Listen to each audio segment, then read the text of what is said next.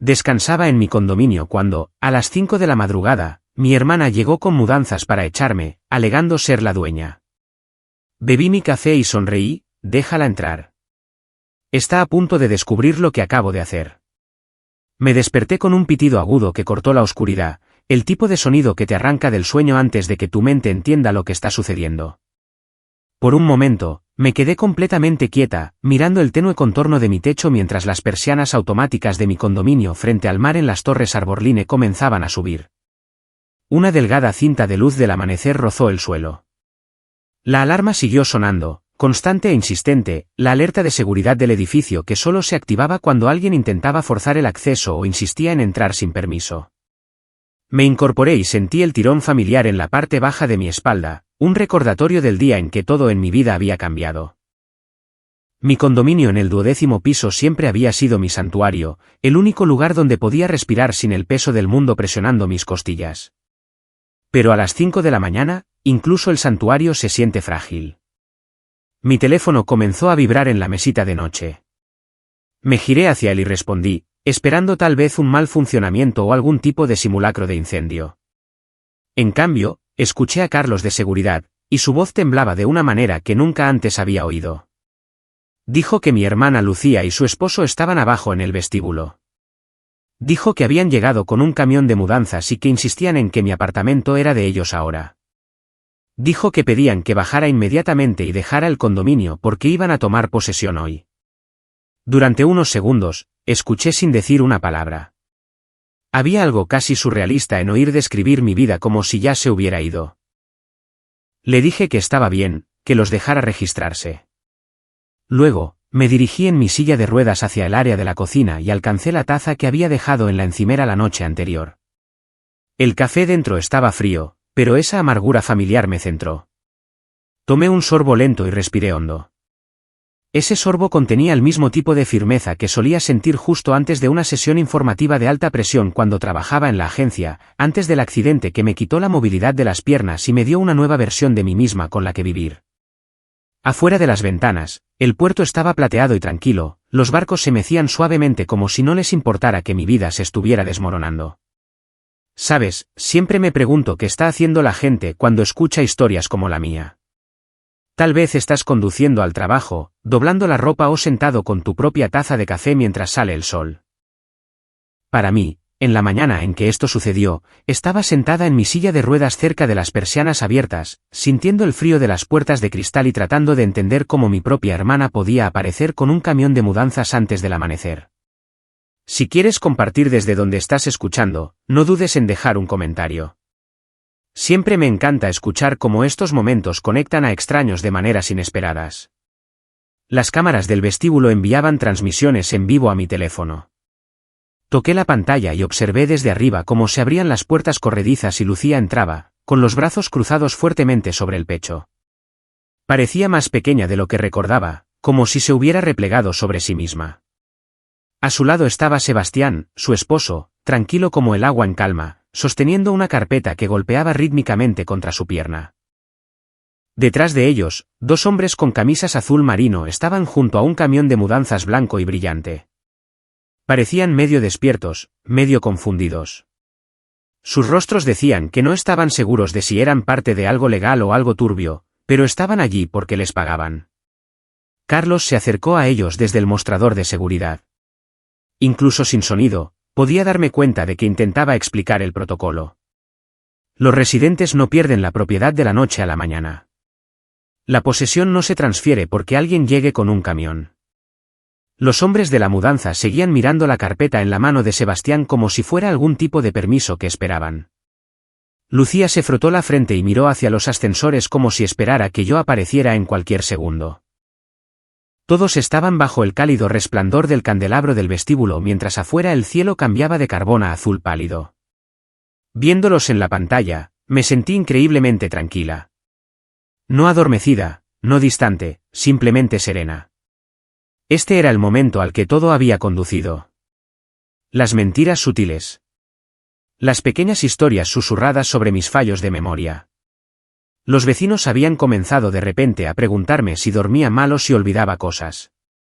Recordé la expresión en el rostro de Elena en la cafetería de abajo unos días antes, cuando me preguntó si estaba bien y si era cierto que a veces me despertaba gritando por pesadillas. Recordé cómo la voz de Lucía había temblado cuando sugirió la idea de ayudarme a administrar mis finanzas para que no me estresara. En ese momento, esas cosas me parecieron extrañas, pero no alarmantes.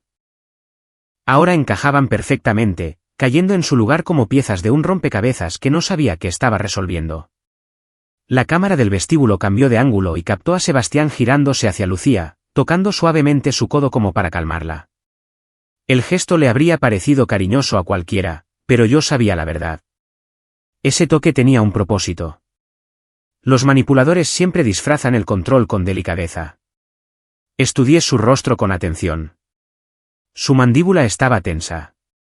Sus ojos no dejaban de mirar hacia los ascensores. Sea lo que sea que hubiera estado planeando, hoy se suponía que sería su momento de victoria.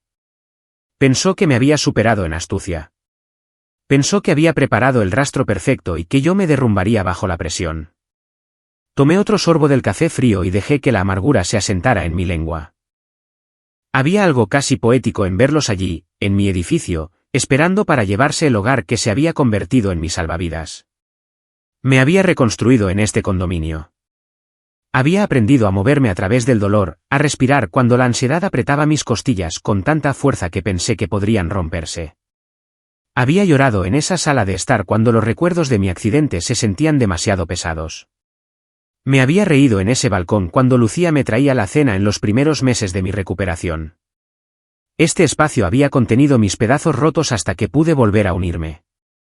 Y, sin embargo, aquí estaban, creyendo que con una sorpresa matutina podían borrarme. Dejé mi taza y me acerqué un poco más a la ventana. El sol estaba saliendo por completo ahora, tiñendo el puerto de un oro brillante. Los barcos empujaban suavemente contra sus amarras. Aparté un mechón de pelo de mi mejilla y dejé que el momento se asentara sobre mí. Esto no era una crisis. Era el acto de apertura de una historia para la que ya me había preparado. Estaban caminando directamente hacia el plan que había terminado justo el día anterior. Cada detalle arreglado, cada documento asegurado, cada pieza de evidencia reunida. No tenían ni idea. Carlos miró hacia la cámara, quizás sabiendo que estaba observando. Encogió los hombros como para preguntar si debía entretenerlos, llamar a la policía o escoltarlos silenciosamente fuera. No necesitaba nada de eso. Abrí el micrófono de su puesto y hablé claramente para que pudiera oírme sin lugar a dudas. Le dije que los dejara entrar, que les permitiera escribir sus nombres en el registro de visitantes. Quería todo documentado. Quería que cada paso quedara registrado por escrito. Cuando terminé la conexión, el condominio se sintió extrañamente silencioso. La alarma se había detenido. Las persianas estaban completamente abiertas. El suave tintineo de las drizas contra los mástiles de afuera subía desde el puerto deportivo. Me senté allí con las manos apoyadas en las ruedas de mi silla, respirando de manera uniforme. No sabían lo que había hecho ayer. Y estaban a punto de descubrirlo. Antes de esa mañana en el vestíbulo, antes del camión de mudanzas y el café frío y la calma en mi pecho que incluso me sorprendió a mí misma, había otra versión de mí, una que a veces todavía me despierto buscando en la oscuridad. Allá por el año 2019, no era la mujer sentada en una silla de ruedas en un condominio frente al mar en San Diego. Todavía funcionaba con adrenalina y café de una manera diferente, persiguiendo sombras para la agencia, trabajando en contrainteligencia, tratando de desenredar amenazas antes de que llegaran a las noticias. Mis días se medían en informes de campo y conversaciones codificadas de las que no podía hablar en las cenas familiares. Tenía un cuerpo que hacía lo que le pedía y una mente que creía que podía superar casi cualquier cosa si me esforzaba lo suficiente. Cuando la gente piensa en accidentes, imagina un impacto único y dramático. La verdad es que el momento que lo cambió todo para mí comenzó con algo pequeño. Un patrón extraño en los registros financieros. Un nombre familiar en una lista desconocida. Una pista que al principio no parecía nada y luego se negó a desaparecer. La seguimos hasta que nos llevó a un coche a altas horas de la noche, a una operación de vigilancia que debería haber sido sencilla. No terminó de esa manera. Recuerdo fragmentos. El pavimento mojado, el resplandor de los faros cortando la mediana, la sensación nauseabunda cuando otro vehículo salió de la nada, huyendo de un crimen diferente e intersectando con el nuestro de la peor manera posible. El mundo se inclinó. El metal gritó. El vidrio llovió en pequeñas estrellas frías. Luego no hubo nada por un tiempo. Cuando desperté en el hospital, con las drogas suavizando los bordes de todo, supe que a las personas que me amaban les habían dicho que podrían perderme. Luego les dijeron que viviría, pero que mis piernas nunca más me llevarían como lo habían hecho. Mi columna había pagado el precio de la colisión. Habría rehabilitación, sillas y límites que nunca había imaginado para mí.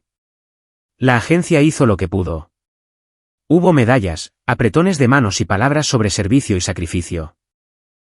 Finalmente, hubo un acuerdo, un número cuidadosamente calculado que alguien en algún lugar decidió que era el valor monetario de mi movilidad perdida y mi futuro alterado. Me dijeron que recibiría $2 millones en compensación del seguro y, además de eso, comenzaron a llegar donaciones de personas que habían leído sobre el accidente y querían ayudar a la gente herida que casi había muerto. Fue conmovedor de una manera que me hizo doler la garganta. También fue abrumador. No crecí pensando en dinero a esa escala. Mi infancia había sido simple y modesta. No teníamos mucho, pero mis padres se las arreglaron para mantener las luces encendidas y el refrigerador nunca completamente vacío. Nos dieron amor cuando no había mucho más que dar. Luego, en el año 2010, un conductor ebrio cruzó una línea que no debería haber cruzado, y mi mundo se partió en dos de nuevo. Mamá y papá estaban allí un momento y al siguiente se habían ido. Sin enfermedades persistentes, sin desvanecimientos suaves, solo una llamada telefónica, un choque y luego el silencio. Tenía 17 años cuando me convertí en la adulta de la casa. Mi hermana pequeña, Lucía, tenía 11, con ojos grandes y una risa que le brotaba sin previo aviso. El Estado podría haber intervenido.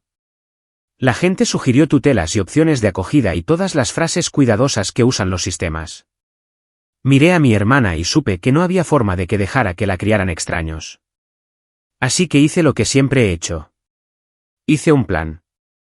Trabajé, estudié, me encargué de las facturas mientras otros chicos iban a los bailes de la escuela secundaria.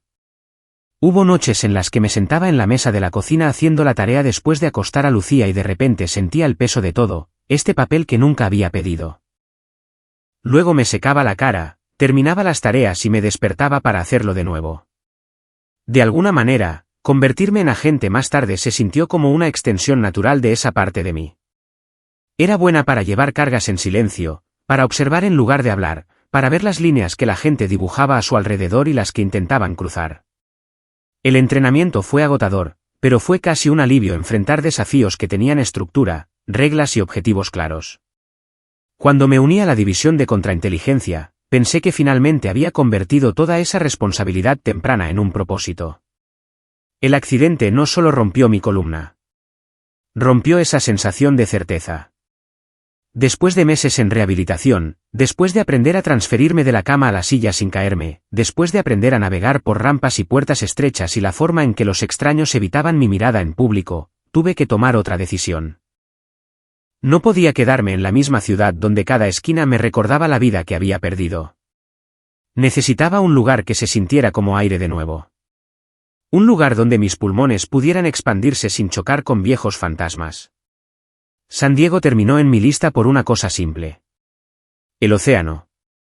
Lo había visitado una vez de adolescente, un viaje de 3 días con papá y mamá que vivía en mi memoria como un tesoro.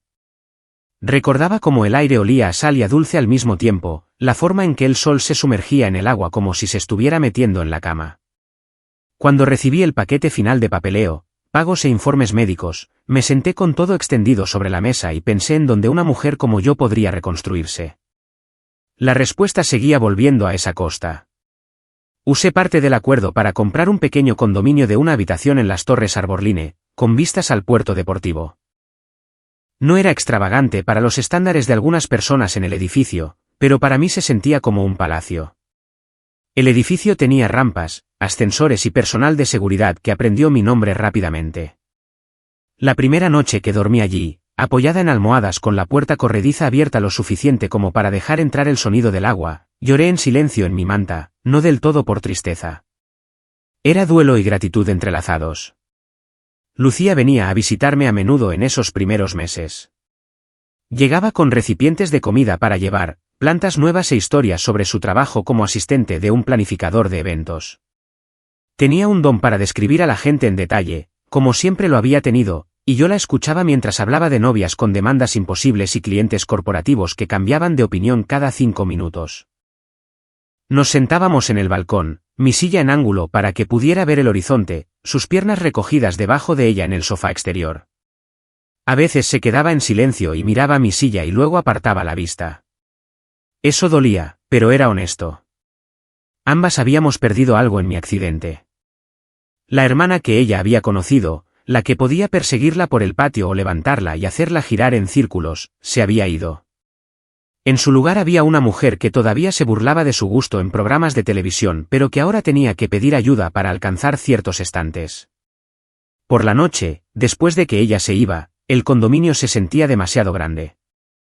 Los sonidos del océano eran relajantes hasta que dejaban de serlo. El sueño no llegaba fácilmente. Cuando lo hacía, venía con imágenes que no podía controlar. Faros que se acercaban, el giro de los neumáticos perdiendo tracción, el momento de ingravidez antes del impacto. Me despertaba sobresaltada con el corazón martilleando, la respiración entrecortada, mis manos agarrando las sábanas como si todavía pudiera agarrar un volante que ya no estaba allí. Esos episodios comenzaron a repetirse, un eco integrado en mis noches. Algunas noches podía oírme hacer un pequeño sonido, no exactamente un llanto pero tampoco silencio. Un ruido bajo y sobresaltado de alguien atrapado entre el entonces y el ahora. Si Lucía se quedaba a dormir, a veces llamaba suavemente a la puerta de mi habitación por la mañana y me preguntaba si había dormido bien. Yo lo minimizaba y le decía que estaba bien, solo inquieta, que los nuevos medicamentos hacían mis sueños demasiado vívidos. Era más fácil que ver la preocupación florecer en su rostro. Ese patrón se instaló, el ritmo de mi nueva vida. Citas de terapia 2 veces por semana donde una mujer de rostro tranquilo me pedía que hablara sobre el accidente y sobre ser el tipo de persona que siempre había cuidado de todos los demás y ahora tenía que aceptar ayuda. Sesiones de fisioterapia donde aprendí a fortalecer los músculos sobre los que todavía tenía control total. Viajes a la cafetería de abajo donde Elena me deslizaba una taza de café por el mostrador y me contaba sobre sus nietos mientras yo intentaba no encogerme cada vez que un coche petardeaba afuera. En la superficie, probablemente parecía resiliencia. Una mujer que había sufrido una lesión devastadora y se había labrado una existencia cuidadosa y estable en una ciudad soleada con bonitas vistas. Por debajo, había grietas. Las sentía cuando una sirena sonaba demasiado cerca del edificio. Las sentía cuando un extraño empujaba mi silla sin disculparse. Las sentía cuando veía a familias caminando por el puerto de la mano, los padres llevando a niños que estaban somnolientos pero a salvo. Había días que extrañaba a papá y mamá con un dolor que se sentía casi físico. Lucía siguió siendo mi ancla durante la mayor parte de ese tiempo. Llamaba a menudo, enviaba memes y fotos de pasteles de las bodas en las que trabajaba. Se quejaba de las largas horas y los clientes difíciles, pero había una ligereza en su voz. Comenzó a hablar de un hombre que había conocido en el trabajo, alguien inteligente, divertido y que entendía los contratos mejor que nadie que hubiera conocido. Describió cómo la escuchaba, cómo la hacía sentir segura, como si ya no tuviera que preocuparse por los detalles prácticos porque él siempre parecía tener un plan. En ese momento, esas palabras sonaron como una bendición. Después de todo lo que habíamos pasado, deseaba tanto que tuviera a alguien amable. Todavía no sabía que los mismos rasgos que lo hacían parecer tan responsable a sus ojos se verían muy diferentes a los míos. Hay una cierta ironía en el hecho de que mi propio trauma se convertiría en la herramienta que él usaría más tarde.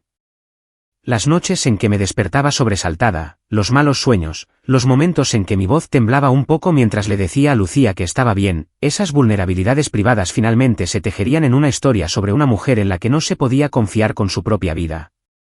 De alguna manera, el accidente no dejó de golpearme cuando el coche se detuvo. Sus ondas de choque siguieron viajando hacia afuera, tocando a personas y decisiones años después. Pero en aquel entonces, en esos meses más tranquilos, yo era solo una mujer en recuperación, haciendo lo mejor que podía para construir una nueva rutina a partir de pedazos rotos. Todavía no sabía cuánto de mi vida había sido anotado y estudiado, como el nuevo novio de mi hermana archivaría cada pequeño detalle. No sabía que él había leído el artículo sobre la agente herida que recibió una gran indemnización y que ya se había imaginado las torres Arborline antes de estrechar mi mano. Todo lo que sabía era que estaba cansada, esperanzada y tratando de confiar en que lo peor había pasado. Sebastián Reeves entró en nuestras vidas la primavera siguiente, el tipo de primavera por la que San Diego es conocido, lo suficientemente cálida como para que la brisa del agua se sienta juguetona en lugar de cortante. Lucía apareció en mi condominio una tarde con un brillo en su rostro que no había visto en mucho tiempo. Llevaba un vestido azul pálido que se balanceaba cuando caminaba y hablaba tan rápido que tuve que recordarle que respirara. Me dijo que había conocido a alguien en un evento corporativo, un asistente legal que la había ayudado a resolver un problema de contrato de último minuto. Dijo que era inteligente y tranquilo, que tenía una manera de hacer que todo pareciera manejable. Cuando hablaba de él, algo se suavizaba en su expresión y sentí que mi corazón se alegraba un poco. Después de todo lo que había soportado, quería que tuviera a alguien que no la lastimara. Vino al condominio una semana después. Lucía lo había invitado a tomar un café para que yo pudiera conocerlo, y llegó exactamente a tiempo. Llevaba una pequeña caja de pasteles y la colocó en mi encimera de la cocina con una sonrisa educada. Me agradeció por dejarlo visitarme, dijo que tenía un lugar hermoso y preguntó cuánto tiempo llevaba viviendo allí. Su voz era cálida, firme y practicada, no de una manera falsa exactamente, más bien como alguien que tenía experiencia en hacer que los demás se sintieran cómodos. Si lo hubiera conocido en otras circunstancias, podría haber pensado que era genuinamente considerado. Se sentó frente a mí en la pequeña mesa del comedor, girando la taza de café en sus manos mientras Lucía hablaba de su semana. Ocasionalmente, añadía un detalle o dos, algo de apoyo o una broma suave. Me hizo preguntas sobre mi rehabilitación, sobre si el edificio era cómodo para mí, sobre la vista desde mi balcón. Eran preguntas inofensivas en la superficie, del tipo que componen una conversación normal. Sin embargo, incluso entonces, noté la forma en que sus ojos recorrían el condominio con una especie de evaluación. No admiración, no curiosidad, sino cálculo. Como si estuviera haciendo un inventario de algo más que muebles. Descarté el pensamiento en ese momento. La gente mira a su alrededor cuando visita lugares nuevos. Me dije a mí misma que estaba siendo demasiado sensible, que años en la agencia me habían programado para buscar cosas que no siempre estaban allí. Había estado tratando tan duro de dejar de ver a cada extraño como una amenaza potencial. Era un hábito que me mantenía viva en un mundo, pero era agotador en este nuevo. A medida que avanzaba el verano, Sebastián se convirtió en una figura habitual en nuestras rutinas. Recogía a Lucía del vestíbulo del edificio después de sus largos turnos o se encontraba con ella en la cafetería de abajo antes de salir. A menudo los veía desde el balcón, su mano descansando ligeramente en la parte baja de su espalda, su cabeza inclinada hacia él mientras reía. Tenía una forma de parecer atento sin ser pegajoso, encantador sin ser ostentoso. Incluso Elena en la cafetería comentó lo compuesto que parecía. Dijo que tenía una cara amable y que siempre dejaba buena propina. Esos eran los tipos de detalles que moldean las impresiones rápidamente en un edificio como el nuestro. Una mañana, varios meses después de que él y Lucía comenzaran a salir, bajé a por un café. Mi silla se deslizó fácilmente por el pulido suelo del vestíbulo. Pude oler los granos tostados antes de que las puertas del ascensor se abrieran por completo. Elena me saludó con su calidez habitual y me entregó mi pedido habitual antes de que pudiera siquiera pedirlo. Luego se inclinó sobre el mostrador con una mirada preocupada en sus ojos. Me preguntó si había estado durmiendo bien. Hice una pausa, sorprendida. Dijo que Lucía había mencionado que a veces hacía ruidos al dormir, que podría estar teniendo pesadillas por el accidente. Me preguntó si alguna vez me despertaba desorientada o si tenía a alguien que me vigilara. Sentí que algo se apretaba en la parte posterior de mi garganta porque la pregunta no se sentía aleatoria. Se sentía plantada. Le dije que estaba bien, solo ajustándome a una nueva medicación. Ella asintió de esa manera suave y preocupada que a veces tienen las mujeres mayores cuando no están seguras de si deben presionar más. Pero su pregunta se quedó conmigo. Flotó justo debajo de la superficie incluso cuando salí de la cafetería y volví hacia el ascensor. Presioné el botón y esperé, escuchando el silencioso zumbido del edificio. Cuando las puertas se abrieron, uno de mis vecinos salió. Era un hombre de mediana edad que generalmente se mantenía reservado, educado pero distante. Al pasar a mi lado, disminuyó un poco la velocidad y me preguntó si todo estaba bien en mi apartamento. Dijo que había oído que podría haber dejado la puerta de entrada entreabierta a principios de semana. Eso me pareció extraño porque era meticulosa con ese tipo de cosas. El trauma agudiza hábitos como verificar las cerraduras. Nunca dejaba mi puerta sin asegurar. Le dije que no, y él me dio una pequeña y torpe sonrisa antes de alejarse. El viaje en ascensor hasta el 12º piso se sintió más largo de lo habitual. Repasé su pregunta una y otra vez. Había algo extraño en la forma en que la había formulado, como si estuviera repitiendo algo que le habían dicho, no algo que él hubiera visto personalmente. Cuando llegué a mi piso y me dirigí a mi apartamento, el pasillo se sentía diferente. No físicamente, pero algo en la energía había cambiado. Como si los susurros lo hubieran recorrido. La gente en edificios como el nuestro habla. Se dan cuenta cuando alguien tiene dificultades, cuando alguien cambia de rutina, cuando alguien recibe demasiadas entregas. Y si alguien quisiera moldear una narrativa sobre mi estabilidad mental o la falta de ella, este era el entorno perfecto para comenzar a sembrar semillas. Abrí mi puerta, entré y la cerré detrás de mí. Por un momento me quedé quieta, dejando que el silencio se asentara a mi alrededor. El condominio se sentía familiar y seguro, pero una astilla de inquietud se había abierto paso. Traté de recordar si había dicho algo recientemente que pudiera ser malinterpretado. ¿Lucía había mencionado mis noches difíciles a alguien más? ¿Había dicho algo medio dormida? Era posible, pero el momento parecía demasiado deliberado. 2 conversaciones en una mañana tocando el mismo nervio. Ambas envueltas en preocupación pero enhebradas con implicaciones. Fui al balcón y miré hacia el puerto deportivo. El sol se reflejaba en el agua en tiras brillantes. Una pareja caminaba por el muelle, sosteniendo bebidas heladas y hablando en voz baja. El mundo parecía tranquilo y predecible desde allí arriba, pero dentro de mi mente una alarma silenciosa había comenzado a sonar. Recordé la primera vez que Sebastián me visitó. La forma en que miró mi equipo médico cerca de la puerta del dormitorio. La forma en que se detuvo ante el artículo de periódico enmarcado en mi estantería que detallaba mi accidente. La forma en que había preguntado suavemente si me estaba adaptando bien o si alguna vez me sentía abrumada viviendo sola. Aisladamente, ninguna de esas cosas habría sido notable. Juntas, formaban una figura que ya no podía ignorar. Sebastián tenía acceso a conocimientos legales. Entendía de tutelas y poderes notariales y el lenguaje sutil que sugería que alguien necesitaba supervisión. Se había estado plantando ideas silenciosamente a través de Lucía, a través de conversaciones casuales con vecinos, a través de comentarios inofensivos, entonces lo que yo había sentido como inquietud podría haber sido algo mucho más intencional. Volví adentro y me senté cerca del borde de la encimera. Mi mano se envolvió alrededor de la taza de café caliente que Elena me había dado. Mi corazón no latía con fuerza exactamente, pero estaba alerta, sintonizado como un instrumento al más mínimo cambio de tono. Algo estaba sucediendo a mi alrededor. Algo que no había invitado pero que se había puesto en marcha cuidadosamente. Y si tenía razón, los pequeños comentarios y las preguntas preocupadas no eran aleatorios. Eran líneas de ensayo en una historia que alguien intentaba contar sobre mí. Supe entonces que era hora de prestar mucha atención. De observar lo que Sebastián decía y cómo lo decía. De escuchar no solo las palabras de mi hermana, sino el peso detrás de ellas.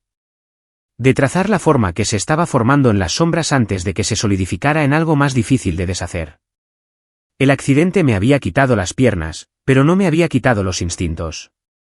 A la mañana siguiente, entré en mi sala de estar con una especie de enfoque firme que no había sentido desde mis días en la agencia. Mi condominio siempre había sido un refugio, un lugar donde el sonido del puerto y el pulso de la vida de la ciudad se mezclaban en algo que se sentía curativo. Ahora miraba las paredes de manera diferente. La entrada. El pasillo. Las puertas. Cualquier punto de acceso. Cualquier lugar donde alguien con las intenciones equivocadas pudiera deslizarse sin ser notado. No tenía ningún deseo de volverme paranoica, pero también sabía cómo comenzaba la manipulación. Siempre comenzaba en silencio. Las personas con intenciones como las de Sebastián nunca se lanzaban primero. Iban de puntillas. Hacían preguntas que parecían inofensivas. Presentaban la preocupación como cuidado. Y si nadie los cuestionaba, su confianza crecía hasta que empujaban lo suficiente como para causar un daño irreparable. Así que volví a mi entrenamiento, pieza por pieza. Comencé con la instalación de cámaras. Nada caro ni dramático, solo dispositivos de alta calidad que se mezclaban con el entorno. Uno en el pasillo apuntando hacia la puerta principal. Uno en el pequeño vestíbulo donde generalmente se dejaba mi correo y mis paquetes. Otro cerca de la entrada del dormitorio, colocado lo suficientemente alto como para que nunca lo vieras a menos que supieras exactamente dónde mirar. Configuré cada una para grabar continuamente y transmitir las imágenes a un servidor seguro en la nube que Sebastián nunca sabría que existía. La última cámara que coloqué estaba cerca de la ventana que daba al pasillo interno fuera de mi apartamento. Solía pensar que esos pasillos al aire libre se sentían aireados y seguros. Ahora los observaba como observaría un callejón durante una vigilancia, rastreando movimientos, memorizando caras, aprendiendo patrones. Probé cada cámara con una calma calculada, saliendo del encuadre, luego volviendo a entrar, luego saliendo del apartamento por unos minutos para confirmar la detección de movimiento.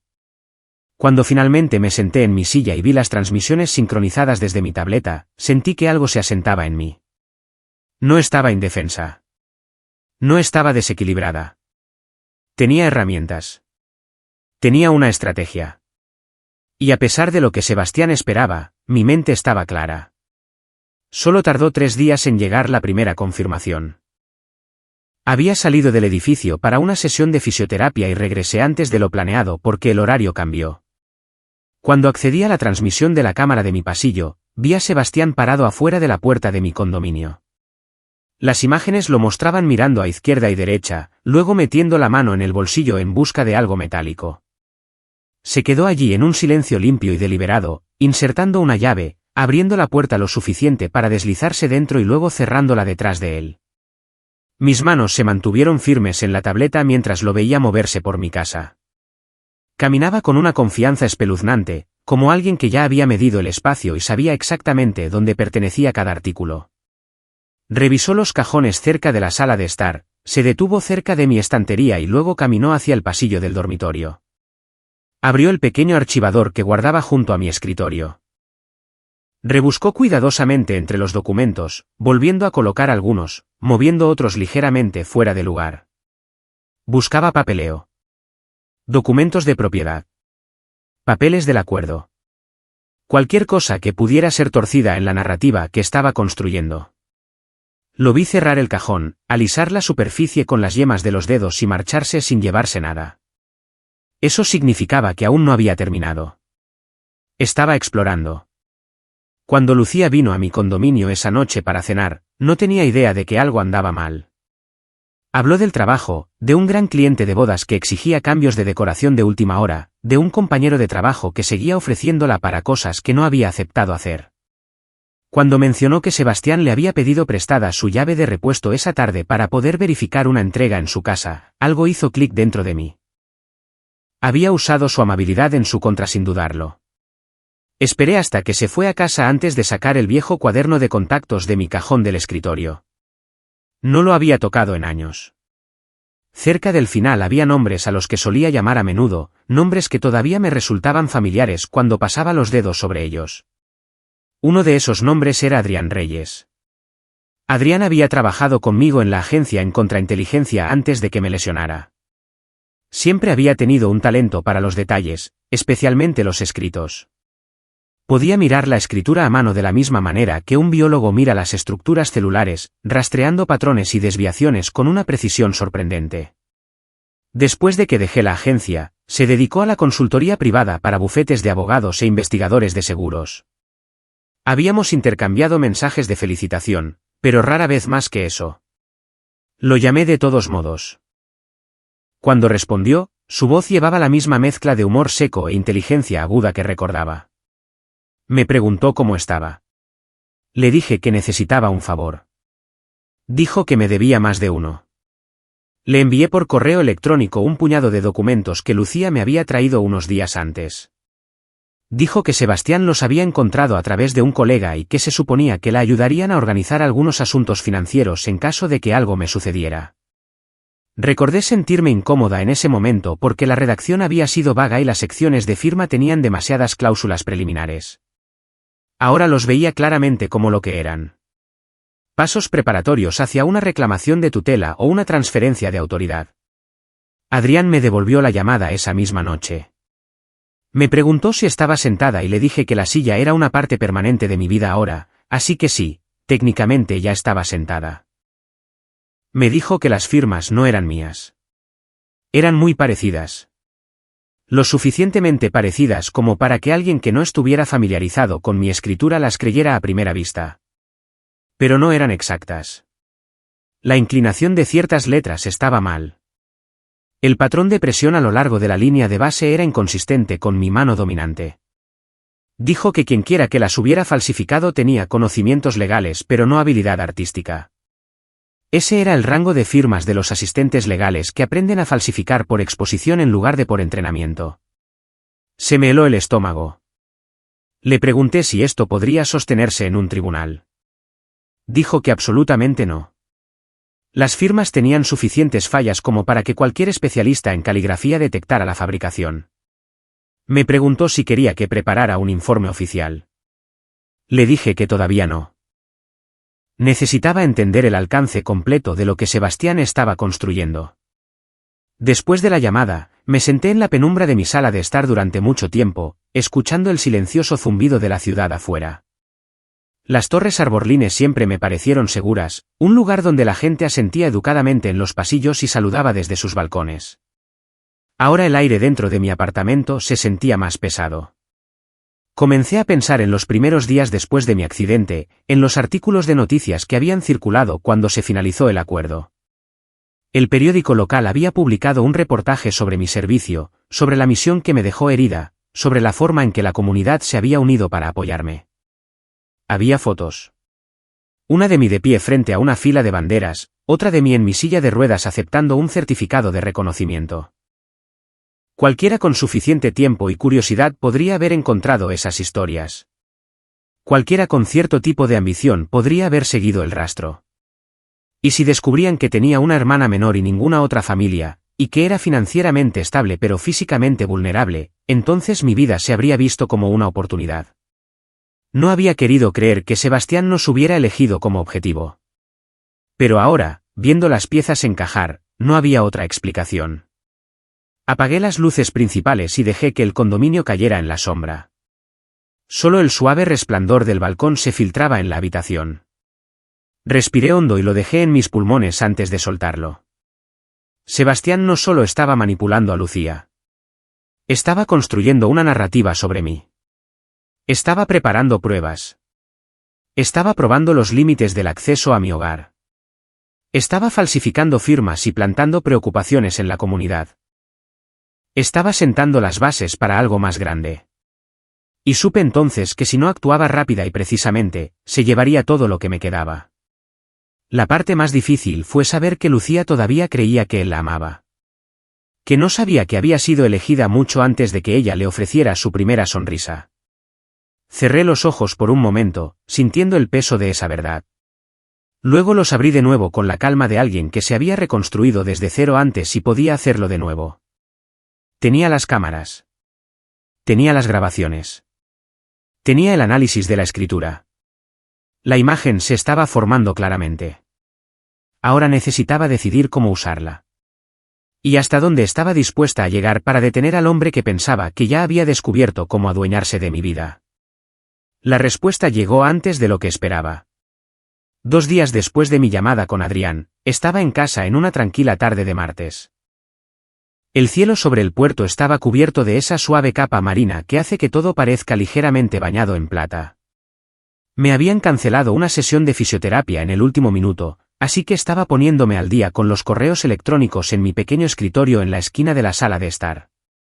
Tenía las piernas cubiertas con una manta ligera, mi silla en ángulo para poder ver tanto el agua como la puerta principal si alguien pasaba. Llamaron a la puerta. 3 golpes rápidos, luego una pausa, luego 2 más. Era un patrón que había comenzado a reconocer. Sebastián hacía todo con un patrón. Me dirigí a la puerta y miré por la mirilla. Estaba allí solo, con una camisa polo y vaqueros, sosteniendo una delgada carpeta negra y lo que parecía una pequeña caja de herramientas. Su expresión era la imagen de la preocupación educada. Por un momento consideré no responder, fingir que estaba fuera o durmiendo. Pero hay un punto en el que la evasión se convierte en rendición, y me negué a darle esa satisfacción. Abrí la puerta lo suficiente para encontrarme con sus ojos. Me dijo que había recibido una llamada de Lucía. Ella había mencionado que yo había hablado de unas luces parpadeantes en el pasillo la semana pasada, y como él sabía un poco de sistemas eléctricos y tenía un amigo en mantenimiento del edificio, pensó en pasar a ver si todo estaba seguro. Nunca le había dicho nada a Lucía sobre luces parpadeantes. Dije que el condominio estaba bien, que si había algún problema, el administrador del edificio se encargaría. Insistió de esa manera suave suya. No quería que me preocupara por cosas que pudieran ser peligrosas, dijo. Después de todo lo que había pasado, no necesitaba un estrés más. ¿Qué podía decir a eso sin sonar desagradecida u hostil? La gente como Sebastián contaba con esa vacilación, la forma en que la gente decente no quiere parecer grosera. Así que me hice a un lado y lo dejé entrar, con el rostro tranquilo, la mente aguda. Había colocado una de las pequeñas cámaras en lo alto de la sala de estar, en ángulo hacia la entrada y mi escritorio. Mientras pasaba, comprobé mentalmente su campo de visión. Lo tenía perfectamente. Hizo una revisión rápida y poco entusiasta de las luces empotradas cerca de la puerta principal, tocando el interruptor, mirando hacia arriba como si buscara un problema. Luego, casi casualmente, se dirigió hacia mi escritorio. Preguntó si mi portátil alguna vez me daba problemas, si el enchufe de allí tenía algún problema. Antes de que pudiera responder, ya estaba allí, metiendo la mano detrás del escritorio, jugueteando con la regleta. Por su lenguaje corporal, cualquiera podría haber pensado que estaba revisando las conexiones. Yo sabía la verdad. Sus ojos seguían deslizándose hacia el pequeño archivador junto al escritorio, el que había revuelto la última vez que entró sin permiso. Me dije a mí misma que me quedara quieta. Que dejara que se delatara. Se enderezó y mencionó que a veces las subidas de tensión podían afectar a los aparatos electrónicos. Preguntó si podía mover algunas cosas para tener una mejor idea de dónde estaban los cables. Asentí y lo vi apartar ligeramente la silla de mi escritorio. Apoyó una mano en el archivador como si lo usara para equilibrarse. Luego abrió el cajón superior con el mismo movimiento casual que alguien usa para rascarse una picazón.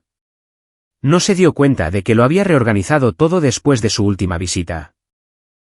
Carpetas cuidadosamente etiquetadas. Copias de mis documentos del acuerdo. Mi identificación oficial de la agencia. Declaraciones de impuestos. Las hojeó con dedos practicados, deteniéndose un poco más en cualquier cosa que mencionara números de cuenta o detalles de la propiedad. Me senté a unos metros de distancia en mi silla de ruedas, con las manos cruzadas en mi regazo, el rostro neutral. Por dentro, mis pensamientos avanzaban uno por uno como el dial de una vieja caja fuerte. Preguntó si alguna vez había pensado en simplificar parte de ese papeleo. Dijo que con mi historial médico, podría tener sentido poner ciertas cosas en una estructura que me protegiera si algo sucedía. La forma en que dijo si algo sucedía cayó como una piedra lanzada a un estanque en calma. Le pregunté qué quería decir. Se lanzó a lo que estoy segura de que pensó que era una explicación tranquilizadora. Terminó de revisar el enchufe, volvió a colocar las pocas carpetas ligeramente desalineadas con el resto y luego habló de fideicomisos, entidades familiares y toma de decisiones compartida. Su tono se mantuvo ligero, conversacional, como si estuviera discutiendo recetas en lugar de control legal. Dijo que conmigo viviendo sola y lidiando con el trauma del accidente, darles a Lucía y a él algo de autoridad sobre las decisiones importantes podría ayudar. Dijo que simplificaría las cosas si mi salud alguna vez empeoraba. No dijo si mi mente alguna vez empeoraba, pero la implicación estaba allí, entre nosotros. Después de que se fue, esperé hasta que la puerta se cerró y sus pasos se desvanecieron por el pasillo. Luego volví a mi escritorio y abrí las transmisiones de la cámara. Vi la escena de nuevo, esta vez con la distancia de un observador en tercera persona. Estaba todo allí. Su pretexto sobre las luces. Su mano en el archivador. su rápido escaneo de las etiquetas. Su pequeño discurso sobre los fideicomisos. Más tarde esa semana, Lucía vino a cenar. Trajo pasta de un lugar cerca de su apartamento y 2 pequeños recipientes de ensalada que sabía que me gustaban. Comimos en la mesa, con la puerta del balcón entreabierta para dejar entrar el aire de la noche. Parecía un poco distraída, retorciendo su servilleta entre los dedos mientras hablaba. A mitad de la comida, se aclaró la garganta y dijo que quería preguntarme algo, pero que no quería que me lo tomara a mal. Se me apretó el estómago, aunque mi voz se mantuvo nivelada cuando le dije que adelante. Dijo que ella y Sebastián habían estado hablando de mi futuro. Así es exactamente como lo formuló. Mi futuro. Dijo que les preocupaba cuánto estrés llevaba yo sola. Las facturas, la seguridad del condominio, las inversiones del acuerdo. Me recordó que ya había pasado por mucho, que merecía descansar más. Luego repitió casi palabra por palabra lo que Sebastián había dicho sobre la responsabilidad compartida. Me dijo que Sebastián conocía todo tipo de opciones en el mundo legal, que trabajaba con abogados todo el tiempo que ayudaban a familias en situaciones como la mía. Dijo que tal vez deberíamos pensar en establecer algo donde ellos pudieran ayudar a gestionar las cosas para que yo no tuviera que hacerlo. Las palabras quedaron suspendidas en el aire entre nosotros. Salieron de su boca, pero llevaban sus huellas dactilares. Le pregunté suavemente si le preocupaba que no fuera capaz de seguir el ritmo de mi propia vida. Se apresuró a decir que no era así, que sabía que era inteligente y organizada. Simplemente no quería que me sintiera sola en todo eso. Luego añadió algo que cortó más profundamente de lo que probablemente se dio cuenta. Dijo que a veces sí parecía un poco olvidadiza, especialmente después de una mala noche. Tal vez sería un alivio tener ayuda. Es extraño oír tu propia vulnerabilidad usada como prueba en tu contra, incluso cuando está envuelta en preocupación. La miré al otro lado de la mesa, a esta joven que había criado desde los 11 años, a esta persona cuyas rodillas raspadas había vendado y cuyas lágrimas había secado cuando extrañaba demasiado a mamá y papá como para hablar. Realmente creía que me estaba protegiendo. Confiaba en Sebastián tan completamente que sus sugerencias se sentían como sus propias ideas. Me di cuenta en ese momento de lo profundamente que se había entretejido en su pensamiento. No era suficiente para él usar mi trauma. También estaba usando su amor por mí, doblándolo, retorciéndolo, apuntándolo hacia mí como justificación. Le dije que apreciaba que se preocupara. Le dije que lo pensaría. Eso pareció calmarla, y se relajó durante el resto de la noche, hablando de nuevo del trabajo y de un nuevo cliente que quería una boda en la playa y no tenía concepto de presupuesto. Pero el daño estaba hecho. La semilla había sido plantada, y había escuchado exactamente de dónde venía. Unos días después, llegó una carta que lo dejó todo aún más claro. Era un sobregrueso dirigido no a mí personalmente, sino a algo llamado Dalca Family Trust LLC. La dirección del remitente pertenecía a una firma de servicios financieros en la ciudad que se especializaba en la gestión de propiedades y activos para familias que, como les gustaba decir a sus folletos brillantes, necesitaban un enfoque sofisticado para la protección del patrimonio. Sostuve ese sobre en mis manos y sentí su peso de una manera que no era física en absoluto. El nombre de la empresa. La forma en que mi apellido estaba incrustado en él sin mi permiso. La implicación de que ya existía alguna entidad para mantener mis activos. Nunca había autorizado algo así. Lo abrí con cuidado y extendí el contenido sobre la encimera. Dentro encontré un paquete de bienvenida que agradecía a Dalca Family Trust LLC por elegir su firma. Había referencias a próximas consultas sobre bienes raíces y carteras de inversión. Había lenguaje sobre la consolidación de participaciones para mejorar la eficiencia de la gestión. En ninguna parte aparecía mi nombre completo como persona. Solo como parte del fideicomiso. Casi podía ver a Sebastián sentado en algún lugar con un portátil, rellenando formularios en línea, usando suficiente información sobre mí para construir algo que pareciera legítimo para cualquiera que no supiera la verdad. Nombres. Direcciones. Pistas de mi situación financiera sacadas de viejos artículos de noticias. Ya no estaba adivinando. Había pasado del reconocimiento a la construcción de estructuras. Reuní los documentos y los coloqué en una nueva carpeta, una marcada muy claramente en mi mente como preparación para la guerra. Había mostrado su mano. No solo estaba pensando en controlar algunas de mis decisiones. Se estaba preparando para mover mi casa y el dinero de mi acuerdo a un contenedor que él controlaba. Una cáscara legal con el nombre de mi familia, diseñada para que el robo pareciera gestión. De pie allí en mi cocina, con la luz del puerto desvaneciéndose afuera y ese sobreabierto frente a mí, sentí una frialdad familiar asentarse en mi pecho. No miedo. No exactamente ira. Una resolución enfocada, casi clínica. Él había hecho su movimiento. Ahora era mi turno. Esas palabras se quedaron conmigo mucho después de que salí de su oficina, resonando en mi mente durante todo el camino de regreso a las Torres Arborline. El sol de la tarde todavía brillaba sobre el puerto deportivo, atrapando las puntas de los mástiles y esparciendo cintas de oro por el agua. Sentí el calor a través de la ventana mientras entraba en mi condominio, pero debajo de ese calor había algo más apretado, más preparado. El tipo de sensación que solía tener antes de una entrevista de alto riesgo, cuando todo dependía de mantener la calma y dejar que la verdad surgiera por sí sola. Había pasado la mañana con Maribel Stone, una de las abogadas de sucesiones más agudas de San Diego. Me había escuchado sin interrupción mientras le exponía la cronología, las firmas falsificadas, el sobre de la LLC, las grabaciones de la cámara y el patrón de manipulación que se arrastraba por el edificio. Cuando terminé, se reclinó, con el rostro pensativo como alguien que reordena piezas de un rompecabezas que ya tienen sentido. Confirmó lo que yo ya sospechaba. Sebastián estaba rondando las reclamaciones de incompetencia. Estaba creando una empresa fantasma para barrer mis activos en ella, y ya había incursionado en la falsificación. Me dijo que un hombre como él rara vez se movía sin esperar tener la ventaja. La única forma de vencer a una persona así era quitarle la ventaja antes de que la alcanzara. ¿Qué es exactamente lo que hicimos ayer? Construimos un fideicomiso de protección de activos para necesidades especiales, diseñado específicamente para personas con discapacidades a largo plazo que necesitaban proteger sus activos financieros de la explotación.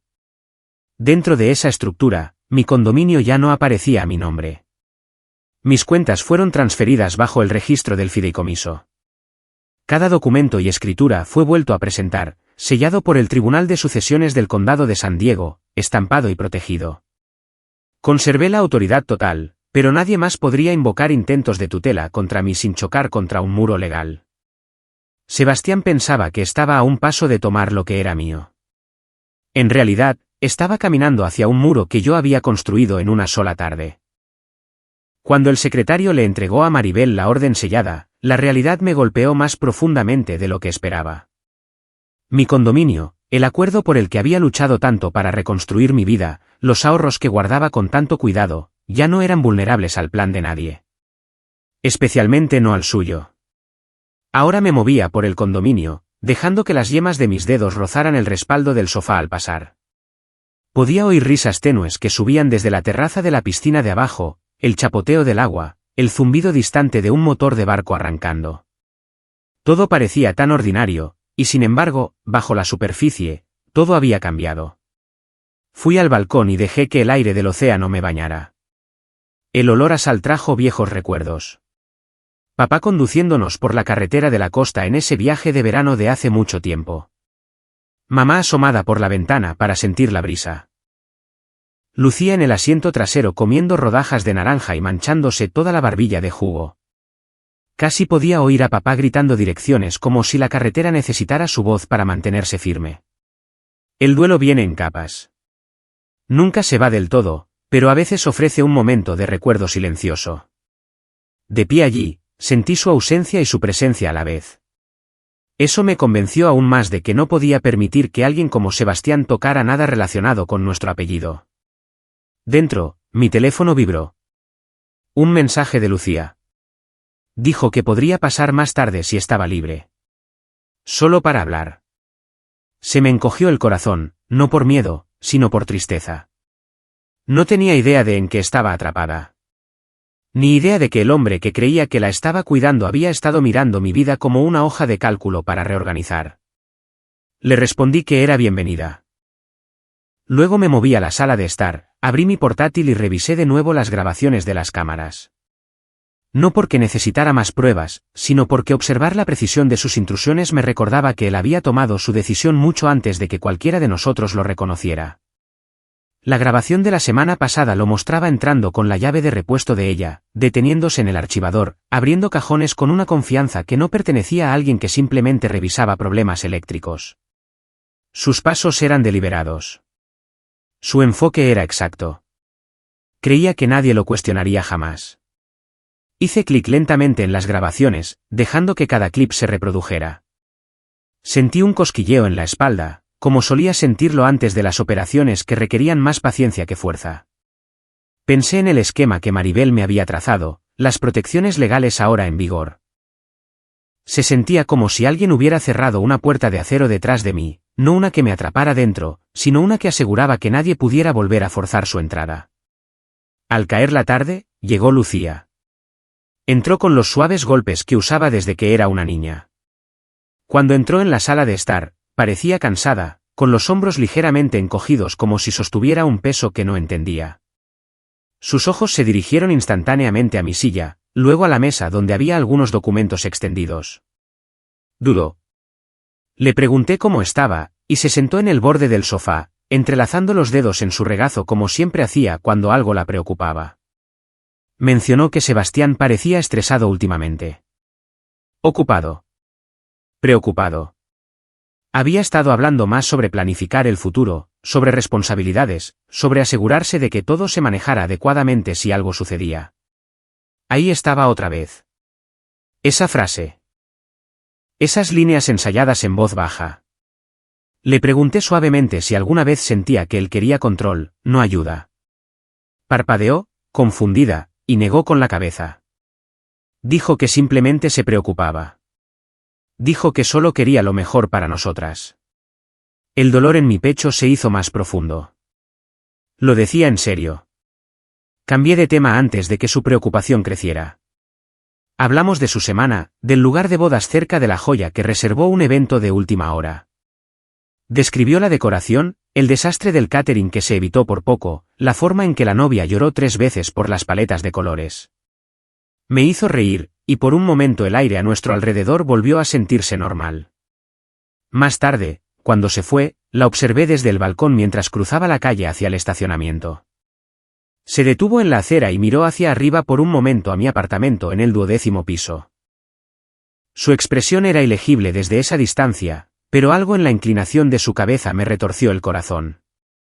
La había protegido desde que tenía 11 años. Había asumido el papel que mamá y papá dejaron atrás sin dudarlo.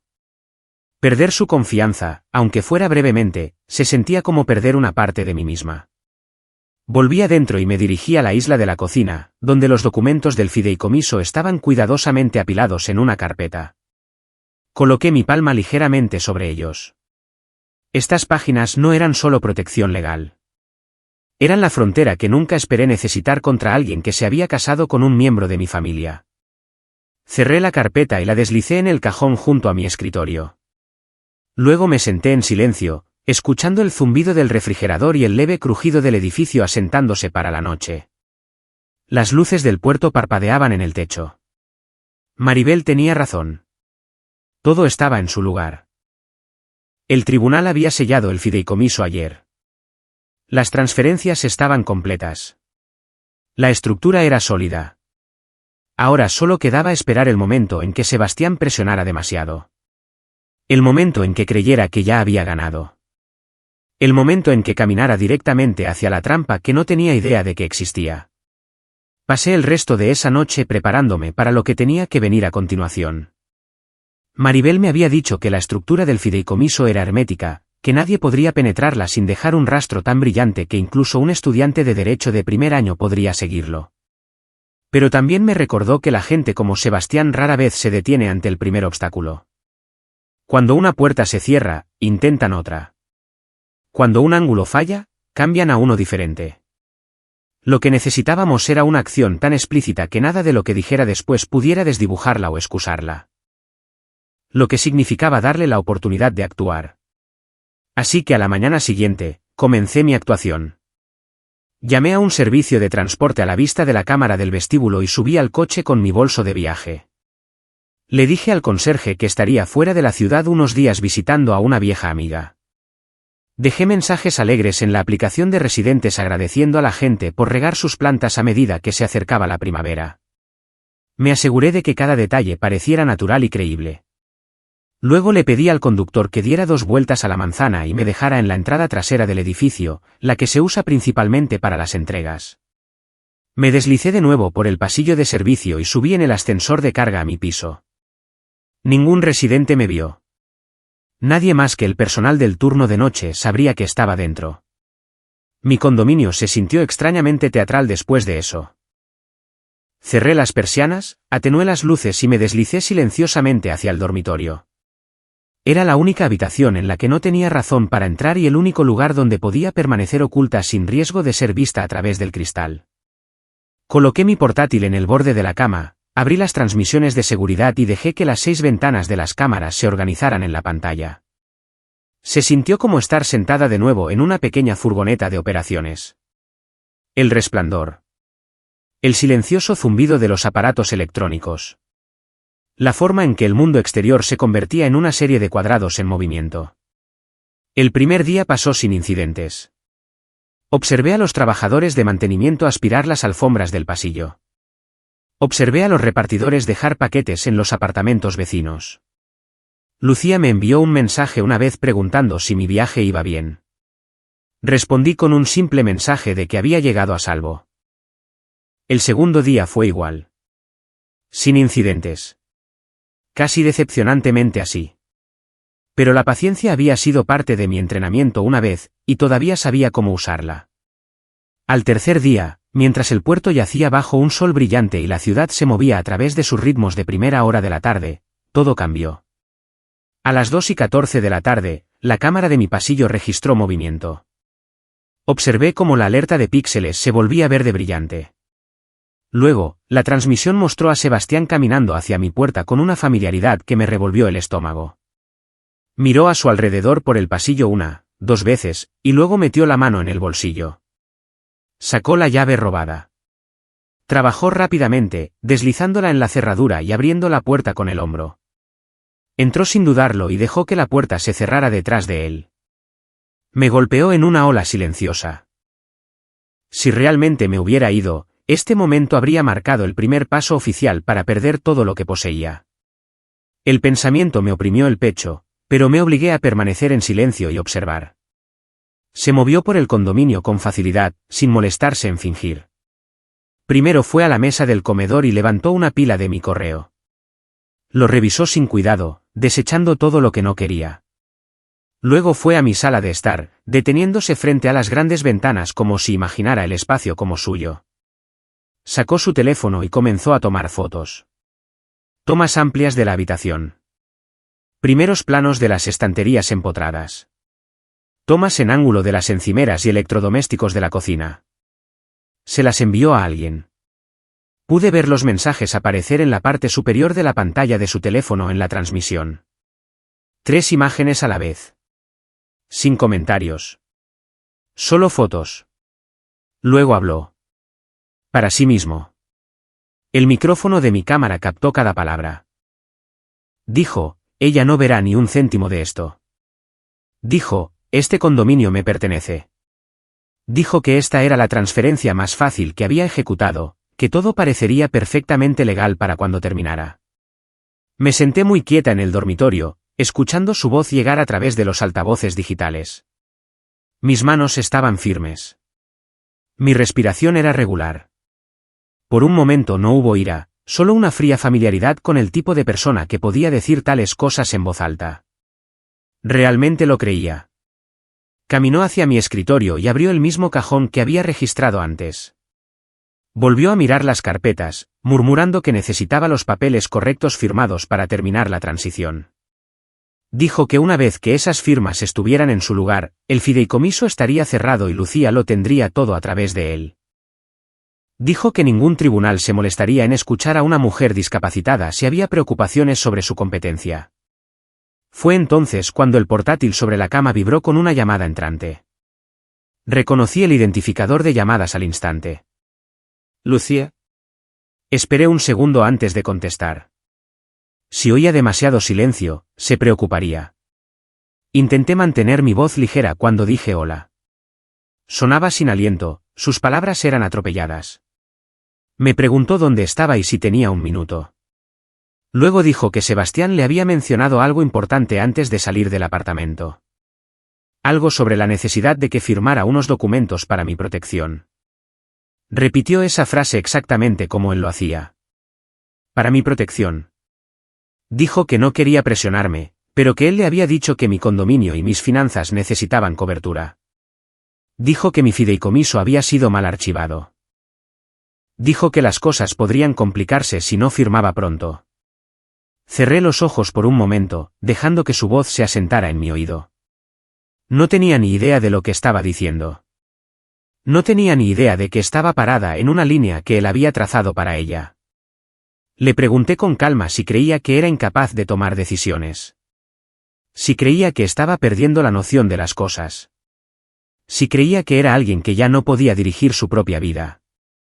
Susurró que no, pero sonaba insegura, como si alguien la hubiera estado haciendo dudar de sus propios pensamientos.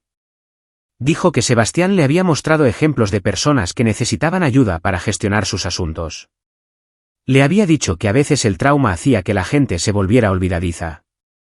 Le había sugerido suavemente que tal vez yo necesitaba un poco de orientación. La dejé hablar.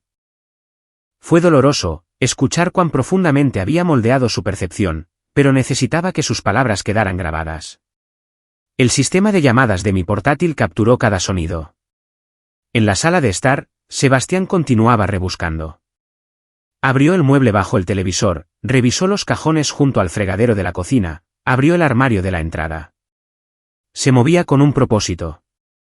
Incluso tarareaba suavemente, como si nada en el mundo pudiera salirle mal hoy. Le dije a Lucía que la quería. Eso no era parte de ninguna estrategia. Era la verdad. Luego le pedí que no firmara nada, aunque Sebastián la presionara. Aceptó débilmente. Pude oír el conflicto en su voz, el tirón de la lealtad que la arrastraba en dos direcciones. Cuando colgó, observé cómo Sebastián volvía a la puerta del balcón. La abrió y salió, girando su teléfono para grabar un vídeo panorámico del puerto. Comentó de nuevo sobre el precio de venta. Dijo que alguien que conocía de su oficina prepararía los papeles de la transferencia para el fin de semana. Dijo que una vez hecho, yo podría irme con dignidad antes de que las cosas se hicieran públicas. Por unos segundos no pude moverme. La arrogancia de aquello, mezclada con una especie de precisión clínica, me erizó la piel. La cámara de la sala de estar lo captó todo. Su voz. Sus declaraciones de propiedad. Su admisión de falsificación y transferencia. Sus fotos para la tasación. Su cronograma. Por primera vez desde que esto comenzó, sentí un cambio dentro de mí. Una especie de clic. La trampa no solo estaba puesta. Se había cerrado. Sebastián se quedó en el condominio durante casi 40 minutos. Tiempo suficiente para darme más pruebas de las que cualquier juez podría requerir. Cuando finalmente se fue, ni siquiera se molestó en enderezar nada de lo que había desordenado. En el momento en que la puerta principal se cerró detrás de él, solté un aliento que no me había dado cuenta de que estaba conteniendo. El condominio se sentía diferente de nuevo. No invadido esta vez, sino reclamado.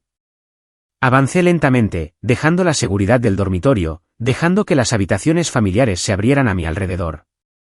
La sala de estar estaba en silencio. La luz del puerto comenzaba a suavizarse. Todo parecía normal, pero nada era igual. Me acerqué a mi escritorio y apoyé la mano ligeramente en el cajón superior que él había abierto antes. Mi reflejo se cernía en la pantalla oscura del televisor al otro lado de la habitación. Él pensaba que había ganado. Pensaba que estaba a una firma de controlar mi vida. No tenía idea de que los documentos que necesitaba ya estaban sellados más allá de su alcance. Ni idea de que cada palabra que pronunció hoy había sido grabada. Ni idea de que el siguiente paso en esta historia no le pertenecería a él. Cerré la cerradura de la puerta principal yo misma y escuché el clic resonar por el condominio, un sonido pequeño pero certero. Ya casi era hora del final del juego. La noche anterior transcurrió de esa extraña manera lenta que solo las noches de insomnio pueden tener. Dormitaba en cortos periodos, sin llegar a descansar de verdad. Cada vez que cerraba los ojos, veía a Sebastián en mi sala de estar de nuevo, oía su voz diciendo que no vería ni un céntimo, que este condominio le pertenecía. Cuando dormía, soñaba en fragmentos. Papá conduciendo por la costa. Mamá riendo bajo la luz desvaída de una gasolinera. Lucía de niña, agarrándome del brazo el primer día de vuelta al colegio después de que los perdimos. Me desperté más de una vez con la mano agarrada al borde del colchón, el sonido del océano y la ciudad fundiéndose en un zumbido bajo a mi alrededor. Para cuando la alarma de seguridad sonó a las 5 de la mañana, ya estaba medio despierta. Lo primero que vi no fue el techo ni las persianas ni siquiera mis propias manos. Fue la imagen granulada pero clara de la cámara del vestíbulo en mi tableta. La había dejado abierta junto a mi cama, una ventana silenciosa a la entrada de las Torres Arborline. Cuando el sistema del edificio detectó algo inusual en la puerta, la transmisión saltó y la vista cambió. Unos faros se deslizaron por el pavimento exterior. Un camión de mudanzas entró en la rotonda de la entrada del edificio, grande y blanco contra el suave amanecer azul. Su motor retumbaba con ese sonido profundo y vibrante que hacen los vehículos pesados, del tipo que se siente en el pecho más que se oye en los oídos. Detrás de él, un sedán oscuro y compacto lo siguió y se detuvo justo detrás de la zona de carga. Las luces del vestíbulo todavía estaban en su configuración nocturna, un poco más tenues, un poco más cálidas. Las puertas de cristal se abrieron y Carlos avanzó desde el mostrador de seguridad, mirando hacia lo que podía ver a través de las ventanas delanteras. Su postura era tensa, los hombros ligeramente levantados, como se pone la gente cuando sabe que algo va mal pero aún no está segura de cuán grave será. Ya había hablado conmigo unos momentos antes por teléfono. Su voz había sido temblorosa, diciéndome que Lucía y Sebastián estaban abajo con hombres de mudanza, insistiendo en que mi apartamento era de ellos ahora. Le había dicho que lo registrara, que lo apuntara todo en el libro. Ahora lo observaba desarrollarse desde una distancia de 12 pisos y toda una vida de preparación. Dos hombres salieron del camión, frotándose el sueño de la cara, ajustándose las chaquetas contra el frío de la madrugada. Deslizaron la puerta trasera hacia arriba y revelaron el espacio vacío en el interior, esperando que la vida de otra persona fuera empaquetada en él. La vista de ese vacío me provocó un extraño escalofrío por los brazos. Esos hombres no sabían en qué se estaban metiendo. Para ellos, esto era solo otro trabajo. Un contrato. Una dirección en un portapapeles. La transmisión de la cámara captó las puertas del sedán abriéndose casi al unísono. Sebastián rodeó la parte delantera del coche, con un paso suave y confiado. Llevaba un abrigo oscuro sobre una camisa planchada, el tipo de atuendo pulcro y respetable que se integra fácilmente en cualquier entorno profesional.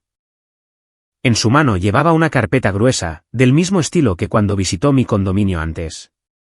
Esa carpeta se había convertido en su accesorio, su escudo, su arma. Lucía salió del lado del pasajero. Tenía los hombros encogidos dentro de un suéter pálido, el pelo recogido en un moño suelto. Desde el ángulo de la cámara, no podía verle la cara con claridad, pero su lenguaje corporal decía suficiente.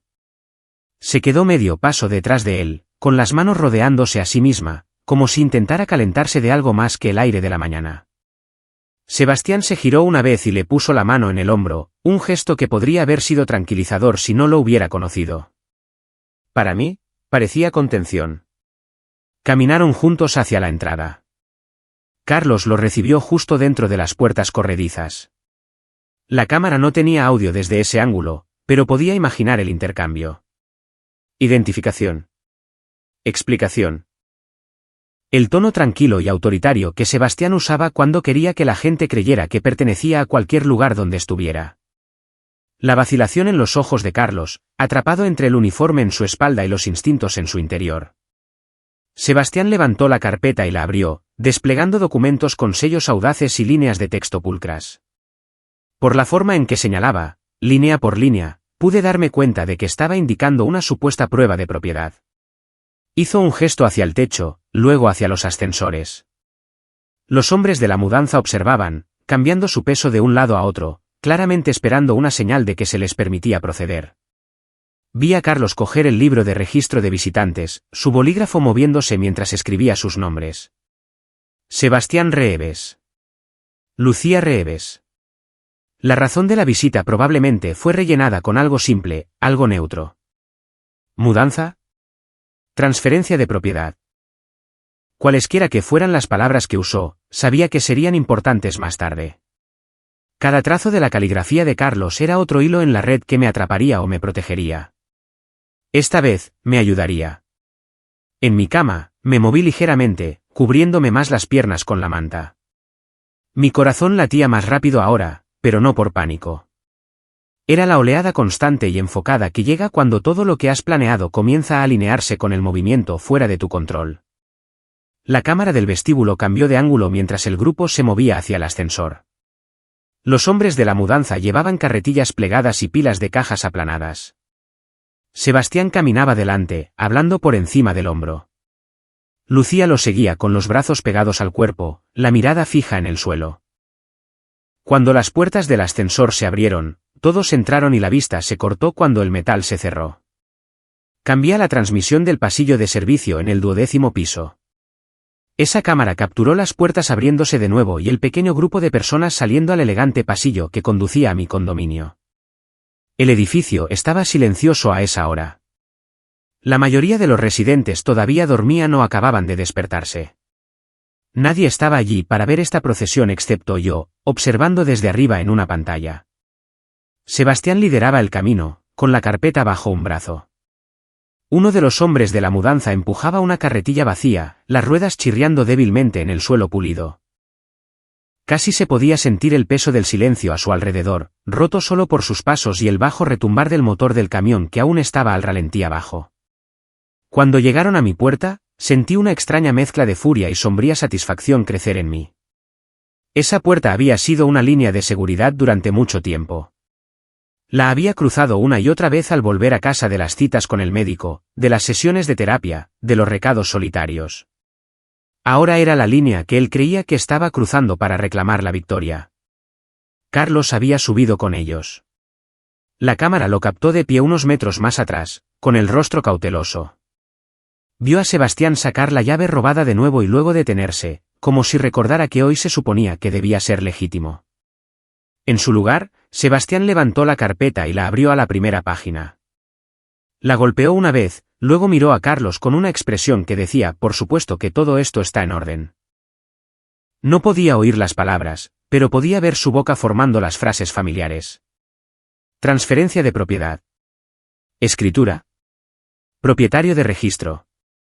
Sostenía los papeles como un truco de magia, desafiando a cualquiera a dudar de ellos. Los hombres de la mudanza se miraron como preguntándose en silencio, ¿vamos a hacer esto? Uno de ellos se encogió de hombros, claramente más preocupado por cobrar que por los detalles de la ley de propiedad. Sebastián se volvió hacia mi puerta, metió la llave en la cerradura esta vez a la vista del guardia y de la cámara, y la abrió como si estuviera entrando en un lugar que ya le pertenecía. Cambié a la transmisión interior, la cámara de mi sala de estar quedaba a la entrada. La puerta se abrió y Sebastián entró con una autosatisfacción que casi me hizo sentir físicamente enferma. Los hombres de la mudanza lo siguieron, mirando a su alrededor con ojos rápidos y calculadores, como lo hacen los hombres cuando dividen mentalmente los muebles en categorías y cargas. Lucía se quedó en el umbral. Por un largo momento no cruzó al condominio. Se quedó de pie con los dedos aferrados a la correa de su bolso, mirando el espacio familiar. Vi el reconocimiento en su postura. Cada rincón significaba algo para ella. Noches que pasamos viendo películas en ese sofá. Cenas que compartimos en esa mesa. La vez que ella y yo celebramos su primer ascenso real con champán barato y comida para llevar en esta misma habitación. Sebastián se giró y le tocó el codo, guiándola hacia adentro como si fuera una invitada reacia en lugar de familia. Dio instrucciones a los hombres de la mudanza, su tono enérgico y controlado. Señaló hacia el dormitorio y la sala de estar, luego hizo un gesto amplio que claramente significaba empezar con las piezas grandes. Vi a uno de los hombres dirigirse por el pasillo hacia mi habitación. El otro comenzó a medir el sofá con la mirada. De pie en mi silencioso dormitorio, oculta de todos ellos, mantuve mi atención en la pantalla. La tensión en mi cuello y hombros se intensificó, pero mi respiración se mantuvo uniforme. Este era el momento para el que todo había sido diseñado. O las protecciones legales que establecimos se cruzarían con su arrogancia, o no lo harían. No me quedaba nada por ajustar. El hombre de la mudanza en la puerta del dormitorio gritó algo a Sebastián, y él agitó la mano con impaciencia, dando permiso sin siquiera mirar. Esa pequeña muestra de desprecio me dijo todo sobre cómo veía mi espacio. Yo no era una persona para él ahora. Era un obstáculo en una lista de verificación que creía haber superado ya. Mientras los hombres de la mudanza abrían completamente la puerta de mi sala de estar y comenzaban a discutir cómo pasar los muebles a través de ella, el aire en el condominio pareció cambiar. El puerto exterior era ahora de un oro pálido, el cielo aclarándose de azul a un suave melocotón. La ciudad se estaba despertando, la gente preparando café, encendiendo los noticieros, entrando en las duchas, sin tener idea de lo que estaba sucediendo en el 12º piso de un edificio junto al agua. Me senté allí, en las sombras de mi dormitorio, con la pantalla del portátil brillando suavemente en la cama a mi lado, y observé cómo unos extraños daban sus primeros pasos para desmantelar la vida que yo había construido. Eso pensaban ellos. En realidad, cada paso que daban nos acercaba a todos al momento en que Sebastián descubriría que la historia que había escrito no era la que prevalecería. La primera señal de que la marea estaba cambiando no fue dramática. Fue un pequeño parpadeo en la esquina de la pantalla de mi tableta donde se encontraba la transmisión de la cámara exterior. Una forma oscura entró en el camino de entrada detrás del camión de mudanzas, más pequeña, más silenciosa, la silueta de un coche patrulla con las familiares marcas azules y blancas del Departamento de Policía de San Diego. Sus faros iluminaron la parte trasera del camión de mudanzas, luego se atenuaron cuando el motor se apagó. Casi pude sentir el alivio de Carlos a través de la cámara. Estaba de pie cerca de la entrada del vestíbulo, con los brazos cruzados fuertemente, observando a los hombres de la mudanza comenzar a maniobrar hacia los ascensores. Cuando las puertas del coche patrulla se abrieron y 2 oficiales salieron, se movió hacia las puertas corredizas de cristal como si una presión dentro de su pecho finalmente hubiera encontrado una válvula de escape. Una oficial era una mujer de unos 40 años, compacta y firme, con el pelo oscuro recogido, su expresión neutral pero alerta. El otro era un hombre más joven, alto, escaneando la escena con la curiosidad cautelosa de alguien que todavía está aprendiendo lo rápido que pueden cambiar las situaciones. La oficial mayor habló brevemente con Carlos. Él hizo un gesto hacia arriba, hacia los pisos superiores, hacia el camión de mudanzas, hacia el libro de registro de visitantes en su escritorio. Esta era la parte que Maribel y yo habíamos planeado. Nada dramático, nada que revelara nuestra mano demasiado pronto. Solo una nota discreta de la administración del edificio de que algo no cuadraba. Una mudanza no anunciada. Una residente que alguien pensaba que estaba fuera de la ciudad, pero no oficialmente. Una llave que no había sido autorizada por el conserje. Suficientes señales de alerta para justificar una visita de bienestar. En mi pantalla, observé a los oficiales subir en el ascensor con Carlos. Los hombres de la mudanza continuaron recogiendo cajas, aún sin darse cuenta de que algo era diferente. Sebastián estaba en mi sala de estar, explicando a uno de los hombres cómo quería que la pieza más grande de mobiliario fuera colocada en ángulo en el camión para que no se rayara. Lucía estaba de pie cerca de la mesa del comedor, con los dedos presionados contra sus labios, mirando a cualquier parte menos al sofá que estaban a punto de llevarse. La cámara del pasillo de servicio capturó las puertas del ascensor abriéndose de nuevo en mi piso. Los oficiales salieron primero, seguidos por Carlos. El más joven se ajustó el cinturón, apoyando la mano cerca de su radio. La mayor abarcó el pasillo de un vistazo, su mirada posándose en la puerta abierta de mi condominio y la extraña media escena más allá, hombres de mudanza rondando las pertenencias de otra persona antes del amanecer. Caminó hacia adelante con un paso medido y se detuvo justo fuera de mi puerta. Desde mi dormitorio, oculta pero observando, la vi levantar una mano ligeramente en un gesto educado y firme. Preguntó qué estaba pasando. Su voz se oyó lo suficiente como para que el micrófono de la sala de estar la captara. Sebastián se giró, con la sonrisa ensayada ya en su rostro, la carpeta de la escritura bajo el brazo como un pasaporte a cualquier lugar al que quisiera ir. La saludó como si esto fuera una inconveniencia, nada más. Dijo que simplemente estaban completando una mudanza. Dijo que tenía la escritura y los papeles de transferencia allí mismo si necesitaba pruebas. Sonaba tan seguro de sí mismo que por un momento, si no hubiera sabido la verdad, incluso yo podría haberle creído. La oficial pidió ver los documentos. Entró justo en la sala de estar, con cuidado de no avanzar demasiado antes de entender la reclamación. Sebastián abrió la carpeta con un pequeño alarde y le entregó los papeles que le había mostrado a Carlos antes.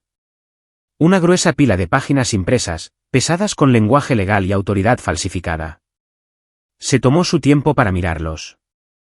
No se apresuró, y no dejó que el comentario confiado de él la distrajera. La cámara captó la forma en que sus ojos se detuvieron en el sello del notario. La forma en que su ceño se frunció ligeramente mientras trazaba el número de registro con la mirada. Pasó a la escritura registrada, la que supuestamente transfería la propiedad de mi condominio a sus manos. Preguntó dónde estaba registrado el notario. Sebastián respondió sin dudarlo, diciendo algo sobre un contacto de fuera del condado que manejaba las cosas rápidamente para su firma. Dijo que todo se había hecho correctamente. Dijo que la vendedora había firmado voluntariamente. Hizo un gesto vago hacia mi pasillo como si yo pudiera aparecer como un actor secundario. La oficial no sonrió.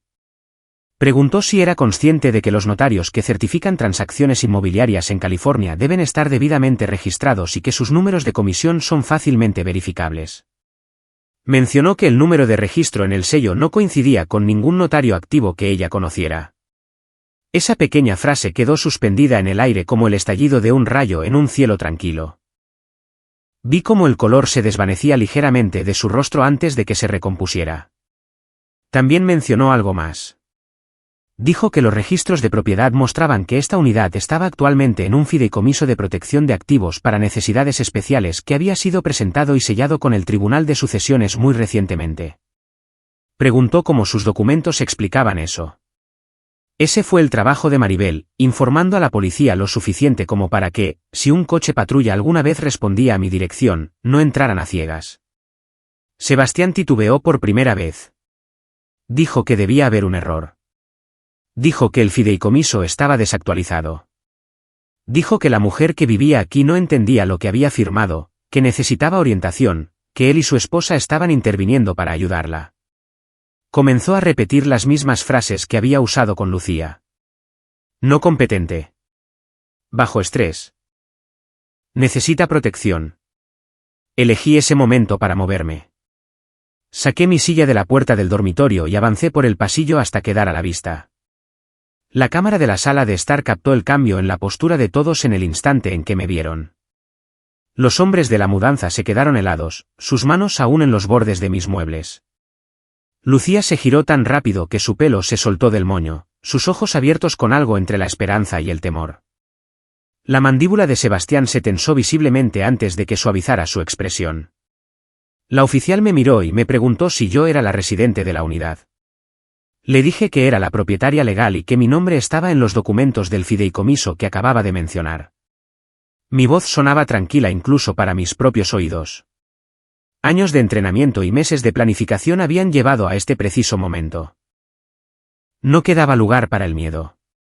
Me preguntó si había dado mi consentimiento para esta mudanza. Le dije claramente que no. Que nunca había vendido mi condominio. Que nunca había autorizado ninguna transferencia de propiedad a Dalca Family Trust LLC ni a Sebastián ni a nadie más. Que no había contratado a la empresa de mudanzas y nunca había aceptado desalojar mi hogar. El oficial más joven se acercó un paso a los hombres de la mudanza y les dijo que no tocaran nada más hasta que las cosas se aclararan. Uno de los hombres levantó las manos del sofá como si de repente estuviera demasiado caliente.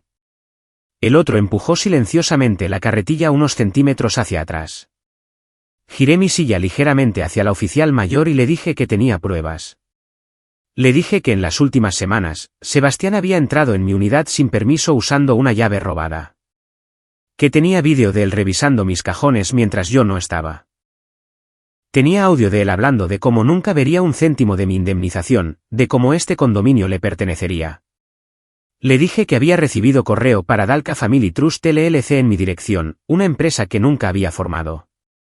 Que un amigo mío con formación forense había examinado las firmas en los documentos que Sebastián había intentado presentar, y se demostró que esas firmas eran falsificadas. Que Maribel Stone ya había presentado mi fideicomiso ante el tribunal y podía confirmar que cualquier escritura que él presentara era fraudulenta y entraba en conflicto con los registros de propiedad. Hablé con firmeza, cada declaración simple, factual, de la manera en que nos enseñaron a entregar información crítica bajo presión. La oficial escuchó sin interrumpir. Luego preguntó si tenía copias. Alcancé la pequeña mesa junto a mi silla donde había colocado una pila ordenada de carpetas antes de que todo esto comenzara. Se las entregué una por una. Fotos de vídeo impresas con marcas de tiempo. Una carta resumen de Adrián sobre el análisis de la firma. Una copia del fraudulento paquete de bienvenida dirigido a Dalca Family Trust LLC. Una copia de la orden judicial que establece mi fideicomiso de protección de activos para necesidades especiales. Sus ojos se movieron sobre cada página con creciente concentración. La habitación estaba tan silenciosa que podía oír la respiración irregular de Lucía desde el otro lado del espacio. Sebastián intentó interrumpir. Dijo que estaba confundida. Que el trauma había afectado mi memoria. Que había aceptado algunas partes del plan pero no podía recordarlo. Se acercó a Lucía, como para atraerla a su narrativa. Ella se apartó de un respingo por primera vez. Su mirada se movía entre mi rostro, los oficiales y los papeles. Le preguntó con voz queda por qué le había dicho que estaba perdiendo la noción de las cosas. ¿Por qué le había dicho que terminaría haciéndome daño con malas decisiones si no intervenían? Sus palabras se quebraron a mitad de camino, como si cada una le costara algo. Él respondió que solo había querido protegerme. Que todo lo que había hecho era por la familia. La oficial mayor se enderezó, con la carpeta todavía en sus manos. Dijo que, desde donde estaba, lo que veía se parecía menos a protección y más a un intento calculado de tomar el control de activos que no le pertenecían. Mencionó la falsificación. El fraude. El posible intento de hurto mayor dado el valor de la propiedad y la conocida indemnización de mi accidente. Añadió una frase más que me provocó un escalofrío incluso a mí. Abuso de un adulto dependiente. Nunca me ha gustado ese término, adulto dependiente.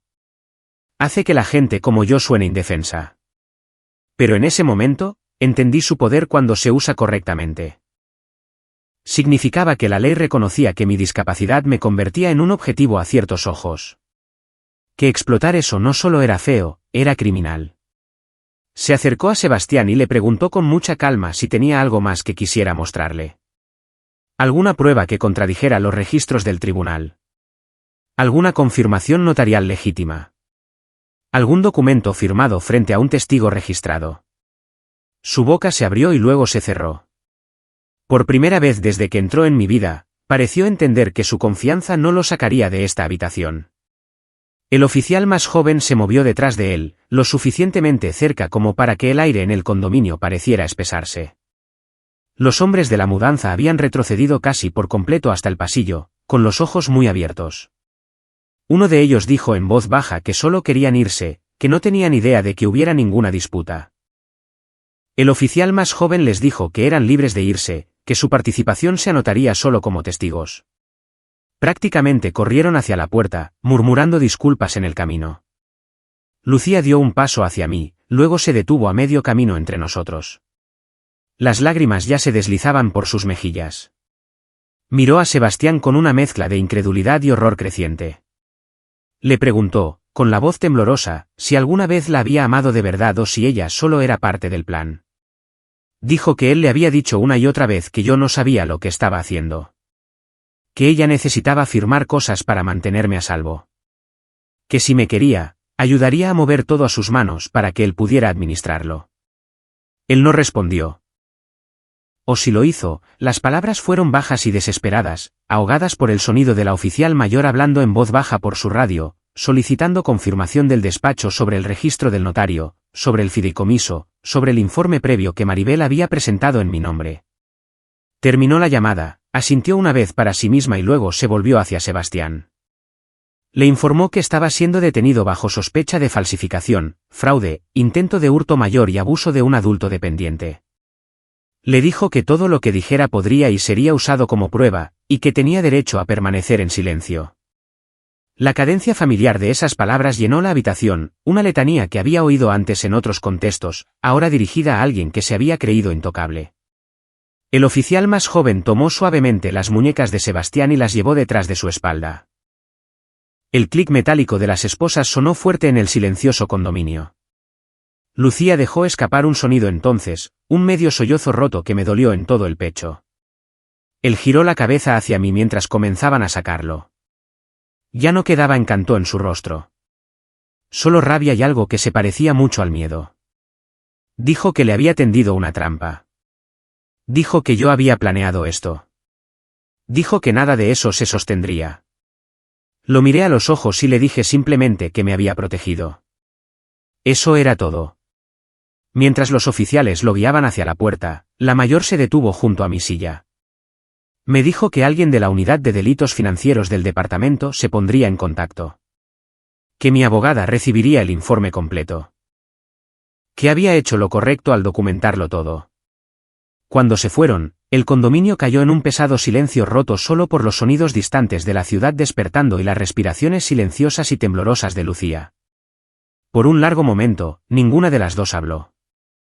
La puerta se había cerrado detrás de Sebastián, las esposas le habían quitado las manos de mis pertenencias, pero el shock de lo que casi sucedió todavía flotaba en el aire. Finalmente estábamos a salvo. Pero nada de esto se sentía simple. Lucía se quedó en medio de mi sala de estar con las manos temblando a los costados. La luz de la mañana ya había llegado a las ventanas, suavizando la habitación, haciendo que todo pareciera más amable de lo que se sentía. Su rostro estaba pálido, sus ojos distantes, como si su mente intentara reorganizar la última hora en algo que tuviera sentido. Finalmente me miró. No a mi silla de ruedas, no a los papeles esparcidos que aún yacían en la mesa donde les había mostrado a los oficiales las pruebas, sino a mí, su hermana. La chica que la había criado después de que mamá y papá se fueran. La mujer en la que había confiado y de la que había dudado en el mismo aliento porque alguien más había susurrado las mentiras correctas en el orden correcto. Caminó hacia mí lentamente, como si se acercara a algo frágil.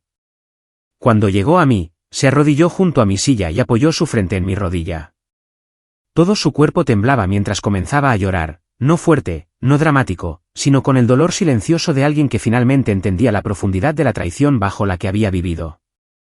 Puse mi mano suavemente en la parte posterior de su cabeza, acariciando su cabello como solía hacerlo cuando era pequeña y se despertaba de las pesadillas. Después de un momento susurró que lo sentía. Una y otra vez, esas mismas dos palabras. Lo siento por creerle. Lo siento por repetirme sus palabras. Lo siento por casi ayudarlo a llevarse las últimas piezas de nuestra vida que mamá y papá nos dejaron. Le dije que no tenía nada de qué disculparse. Los manipuladores no necesitan inteligencia ni bondad para funcionar. Necesitan vulnerabilidad. Necesitan amor. Necesitan a alguien que intente ver lo bueno en los demás, como ella siempre lo había hecho. Nada de eso era su culpa. Nos quedamos así durante un buen rato, ella arrodillada, yo abrazándola, el condominio finalmente en silencio de nuevo. Los días que siguieron fueron un torbellino de declaraciones y confirmaciones. El SDP tomó las grabaciones. Entrevistaron a Carlos y a los hombres de la mudanza. Verificaron el número de notario falsificado, la escritura falsificada, los registros de la LLC vinculados al correo electrónico de Sebastián. Cada hilo que él había tirado se desenredó bajo escrutinio. Cada mentira que había elaborado se derrumbó sobre sí misma. Fue acusado de falsificación, fraude, intento de hurto mayor y abuso de un adulto dependiente. Su lectura de cargos llegó rápidamente. El tribunal leyó las acusaciones en un tono tan seco y factual que casi le quitó el peso emocional, pero no del todo. Lucía se sentó a mi lado en la galería, con las manos entrelazadas, los hombros rígidos. Él nos miró a ambas con furia cuando lo sacaron, como si hubiéramos deshecho algún gran diseño en lugar de simplemente defendernos. Pero esa mirada ya no tenía poder. Era solo el último parpadeo de un hombre acorralado por su propia ambición. Cuando se finalizó la orden de alejamiento, Lucía exhaló como si hubiera estado conteniendo la respiración durante meses. En 2 semanas solicitó el divorcio. Se mudó de su apartamento cerca de Mission Valley, empacó su ropa, sus materiales de trabajo y una caja de zapatos gastada con recuerdos de la infancia que había olvidado que aún guardaba. Luego se mudó a un pequeño apartamento de alquiler a 5 minutos de mi edificio, lo suficientemente cerca como para pasar después del trabajo o en las noches en que el silencio de su lugar se sentía demasiado grande. Me dijo que se sentía avergonzada, tonta por haberse enamorado de él, avergonzada por no haber visto lo que estaba haciendo antes. Le dije que esa vergüenza le pertenecía enteramente a él. El corazón humano no es débil porque confía. Es humano. El fiscal del distrito me contactó 2 veces más para actualizaciones, pero el caso avanzó sin complicaciones. El fraude es una cosa. La falsificación es otra. Intentar apoderarse de los bienes de una mujer discapacitada después de entrar en su casa con una llave robada mientras se graba a sí mismo admitiendo sus intenciones es algo que los fiscales rara vez ven con tanta claridad. La vida comenzó a sentarse de nuevo, lentamente, como el polvo después de una tormenta. Por primera vez en meses sentí que algo dentro de mí comenzaba a aflojarse. Empecé a sacar mi silla al balcón todas las mañanas, como solía hacer antes de esta terrible experiencia.